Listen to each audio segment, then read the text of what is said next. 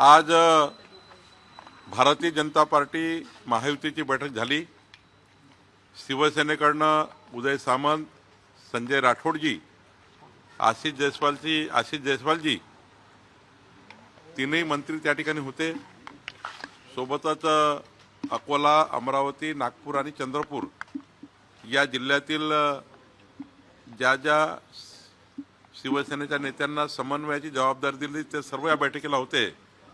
आणि या बैठकीमध्ये चारही महानगरपालिकेमध्ये भारतीय जनता पार्टी शिवसेना महायुतीचा निर्णय झाला आहे, जवळपास अंतिम होत आला आहे।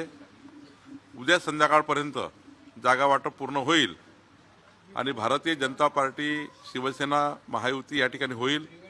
सोबतच अकोल्यामध्ये राष्ट्रवादी सोबत येण्याचे संकेत आहे आणि अमरावतीमध्ये युवा स्वाभिमान रवी राणाजी यांचा पक्ष आमच्या सोबत येण्याचा प्रयत्न आहे आणि चंद्रपूरमध्येही राष्ट्रवादी काँग्रेस सोबत येऊ शकतं अशी स्थिती आहे।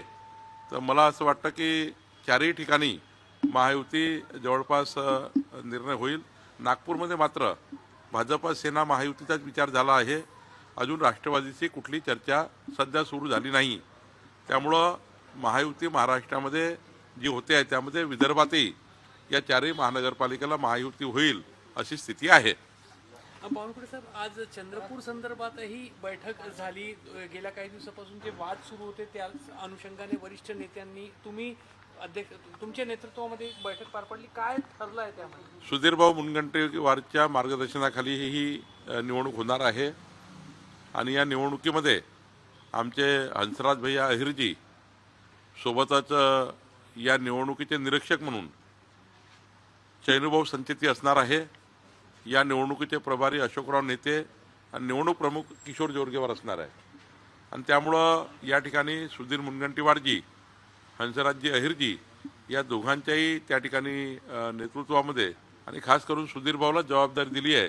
त्यांच्या मार्गदर्शनाखाली ही सर्व निवडणूक होणार आहे आणि चैनूभाऊ या ठिकाणी निवडणुकीचं कामकाज बघणार आहे। चंद्रपूरचे उमेदवार ठरवण्यासाठी काही सर्वे करून इलेक्टोरल मेरिटचा पण निर्णय झाला आहे? हो, आम्ही सातही लोक, सुधीरभाऊ सहित आम्ही सर्व सातही, हंसराज भैया आणि सातही लोक या ठिकाणी बसलो होतो।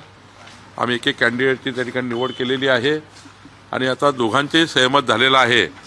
चंद्रपूरमध्ये समन्वयाने जागा वाटप झालेले आहे। नक्कीच उद्यापर्यंत किंवा परवापर्यंत यादी जाहीर होईल। ही सगळी जागा वाटप निर्णय होत असताना काही चढ उतार होते का? कुठे काही शाब्दिक झाल्याची चर्चा आहे?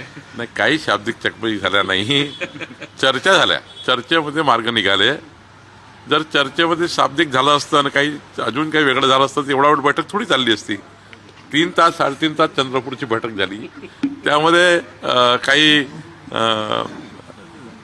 खमंग चर्चा झाल्या पण काही अशा वाकड्या तिकड्या चर्चा झाल्या नाही। मला असं वाटतं याच्यातून मार्ग निघाला। शाब्दिक चकमक याबद्दल आपल्या चेहऱ्याचे भाव आणि घेतलेला पॉज बरंच काही सांगून झालं? नाही, काही शाब्दिक नाही, खमंग चर्चा झाली ज्यामध्ये सर्वांनी एकमेकाने आपलं मत मांडलं।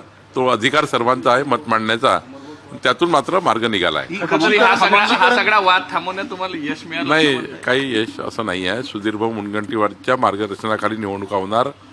त्यांनी त्यांचं नेतृत्व मान्य केलं की बाबा मी या ठिकाणी चांगल्या पद्धतीने निवडणूक जिंकण्याचा प्रयत्न करील। आमचे तिथले हंसराज भैयांनी या ठिकाणी आतापर्यंत मोठ्या प्रमाणावर त्या ठिकाणी निवडणूक हातात घेण्याचा प्रयत्न केला।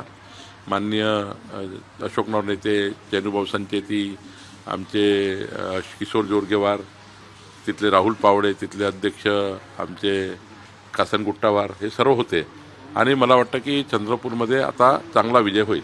सर, यादी कधीपर्यंत निश्चित? 27 तारखेला सकाळपर्यंत याद्या येतील।